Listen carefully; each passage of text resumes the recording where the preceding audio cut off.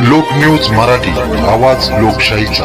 विटा शहरात आरोग्य सेवेचा विश्वासार्ह आधार आदिती मल्टी स्पेशालिटी हॉस्पिटल संचलित बंडगर हॉस्पिटल विटा, महात्मा फुले जन आरोग्य योजना, आयुष्यमान भारत व बांधकाम कामगार योजनेअंतर्गत शस्त्रक्रिया आणि उपचार पूर्णपणे मोफत, हाडांवरील सर्व प्रकारचे ऑपरेशन्स, वेदना निवारणासाठी ब्लॉक इंजेक्शन, डायलिसिस, मूतखड्यावरील सर्व प्रकारचे ऑपरेशन व उपचार, जनरल सर्जरी, अपेंडिक्स, हर्निया, मूळव्याधवरील ऑपरेशन व उपचार पूर्णपणे मोफत। सावरकर नगर, खानापूर रोड, विटा। संपर्क आपल्या स्क्रीनवर।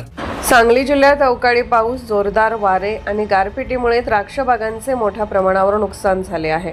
शेकडो हेक्टरवरील द्राक्ष पिके पूर्णपणे उद्ध्वस्त झाली असून शेतकऱ्यांना कोट्यावधीचा फटका बसला आहे।